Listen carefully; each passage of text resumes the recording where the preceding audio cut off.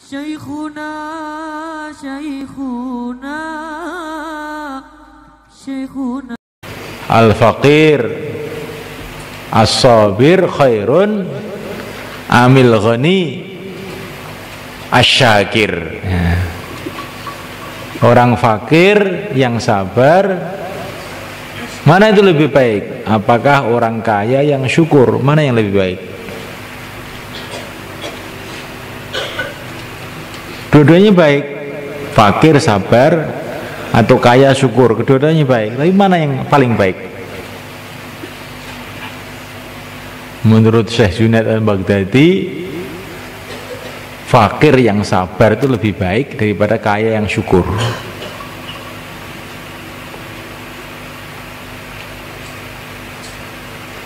Karena kenyataannya kebanyakan para nabi itu fakir.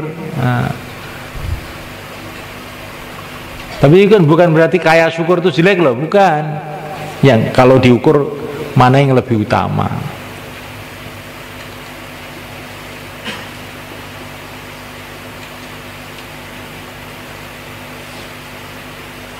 Ya kalau nabi kita tuh fakir apa kaya itu?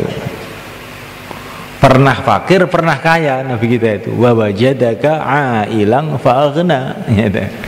Ailang itu fakir, aghna itu kaya. Jadi nabi kita itu ya kaya syukur ya pernah, fakir sabar ya pernah. Kalau kamu gimana kamu? Fakir longso, ya. Sebetulnya ingin kaya tapi nggak kaya-kaya, atau kaya lalai, sudah punya duit disimpan sendiri nggak disodakohkan. Bukan kamu, orang-orang yang hadir di sini, bukan maksudnya, bukan itu maksudnya. Maksudnya siapa? Ya, terserah kamu lah, gitu.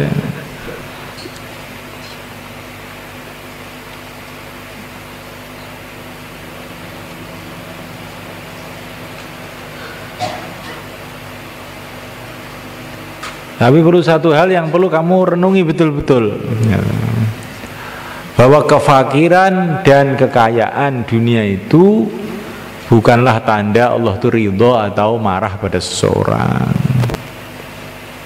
Ini pertama. Bukan kalau orang miskin itu dimarahi, kalau bukan orang kaya itu disayangi. Juga bukan kalau orang kaya mesti dimurkai, kalau yang miskin mesti dicintai, juga bukan. Masalah dicintai oleh Allah atau tidak itu sejauh mana dia iman, sejauh mana dia mengamalkan perintah Allah. Kemudian perlu kamu renungi betul-betul, kamu pahami betul-betul bahwa kaya miskin itu bang sudah tulisan Allah untuk setiap orang. Sebelum kita lahir itu sudah ditentukan kaya apa miskin, sudah ditentukan. Maka nggak ada gunanya kamu itu bercita-cita jadi orang kaya, tidak pula ada gunanya kamu bercita-cita jadi orang miskin. Itu sudah ada tulisannya itu. Kalau begitu ilmu ekonomi yang dipelajari di sekolah-sekolah itu nggak ada gunanya, nggak ada gunanya. Gunanya hanya untuk menghabiskan waktu aja.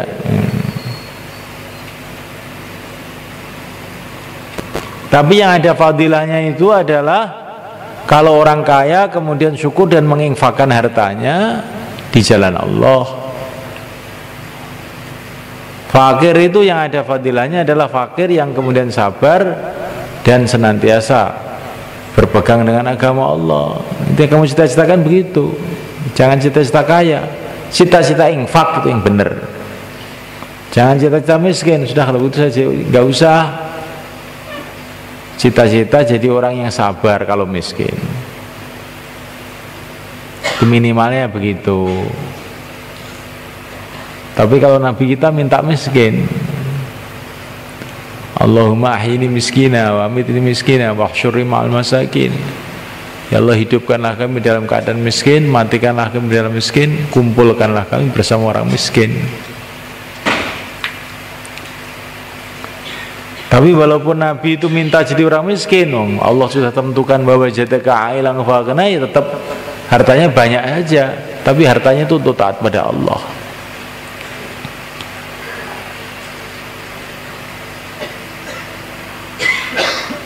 Mahum? Ringkesnya, kesimpulannya kamu tuh harus siap jadi orang miskin gitu. Bagaimana? Siap nggak? Tapi kalau tulisannya kaya, kamu tetap kaya.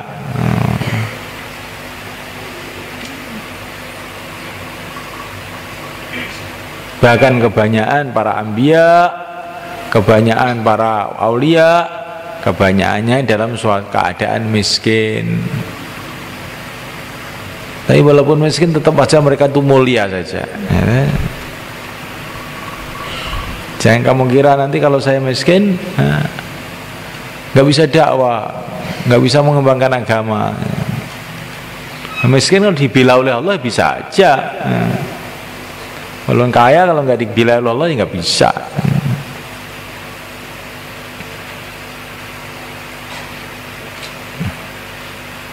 Mahfum? Kalau ternyata kamu ditakdirkan menjadi orang kaya, jadilah kaya yang syukur dan senantiasa infak ke depan ke belakang kanan kiri di jalan yang diridhoi oleh Allah.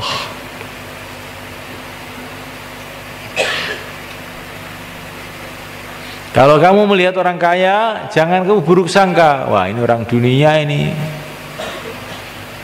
orang cinta dunia ini, orang kaya ini. Oh, jangan bilang begitu. Nabi Sulaiman tuh orang yang paling zuhud, tapi orang yang paling kaya juga. Nabi Daud begitu juga. Sayyidina Abu Bakar, Sayyidina Umar, Sayyidina Utsman, orang kaya, tapi mereka ini ada orang-orang yang paling zuhud, paling tidak suka dunia. Nah, jadi kalau kamu lihat orang kaya, jangan buruk sangka, oh ini orang dunia. Jangan pula menganggap bahwa kekayaan itu kesuksesan. Jadi yang adil gitu loh, orang itu berpikir itu, berpikir yang adil. Jangan pula kemiskinan dianggap musibah. Wah, musibah ini kemiskinan. Kemiskinan bukan musibah. Kalau kemiskinan itu adalah kemudian sabar, tetap taat, justru itu kemuliaan. Maka para ulama mengatakan, kamu bayangkan diri kamu itu sekarang ini sudah ada di akhirat, nah, sudah di padang mahsyar, sudah dikubur. Kemudian kamu berpikir apa yang bermanfaat, apa yang tidak bermanfaat. Kamu sekarang itu menganggap orang punya jabatan, orang punya kekayaan, orang punya kehormatan itu adalah keberuntungan. Karena kamu kan masih di dunia, ya. Coba kalau kamu sudah dikubur, apa begitu?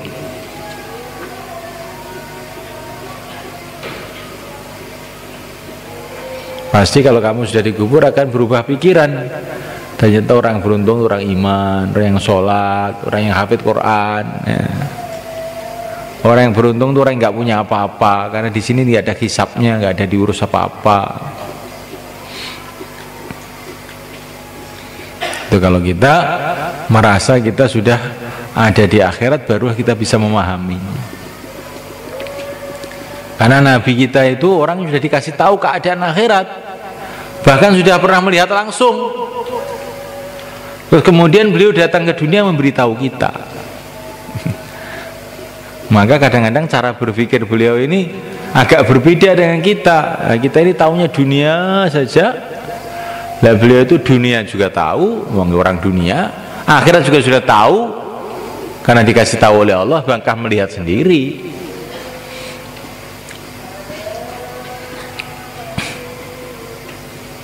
Jadi kalau kamu ingin apa itu berita akhirat dari orang yang sudah tahu akhirat, itulah dari Rasulullah SAW. Kemudian ini berita-berita ini disampaikan oleh Nabi pada para sahabatnya, diwarisi oleh para ulama. Di antara yang dapat warisan yang banyak itu Imam Ghazali.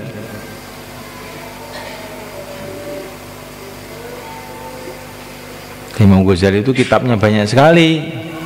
Kitabnya yang paling besar adalah Ihya itu. Sehingga para ulama mengatakan, seumpama kamu pergi ke akhirat, tinggal di akhirat, kemudian kamu balik lagi ke dunia, kamu tidak akan cerita kecuali persis yang diceritakan Imam Ghazali di Ihya itu nasihatnya. Umum kamu itu pergi ke akhirat, terus balik lagi ke dunia, kamu akan suruh ngasih nasihat orang, pasti nasihat itu sama dengan Ihya itu. Itu orang-orang yang terkesan dengan Ihya. Nah ini kata-kata Nabi itu lebih dari itu, lebih dari Ihya. Ini kata-katanya orang yang sudah tahu akhirat terus kemudian nasihati orang dunia.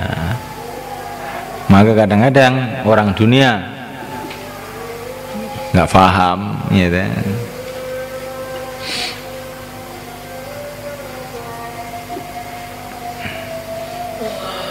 Ada orang ngerokok, gara-gara ngerokok dia sakit parah, berbaring di rumah sakit berbulan-bulan, tapi akhirnya Allah kasih kesembuhan, sehat lagi. Sebabnya apa sakitnya? Sebabnya rokok. Maka dia itu nasihati orang mengenai rokok itu tidak seperti orang lain. Dia melihat orang rokok itu, wah, jangan, bahaya betul, saya sudah merasakan itu, kepala saya hampir pecah, dioperasi saya, ya. Paru-paru saya digunting gara-gara rokok nih, ya.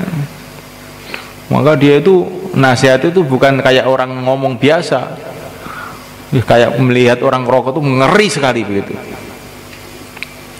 Lah Rasulullah itu melihat orang yang nggak amal agama, yang sibuk dengan dunia itu seperti itu, yang ngeri itu melihat itu. Masya Allah, ini mau kemana orang ini? Maka la'allaka bakhi'un nafsaka ala atharihim illam yu'minu bihadzal hadithi asafa. Ya Rasulullah itu kayak setengah mati kalau melihat orang itu tidak beriman itu.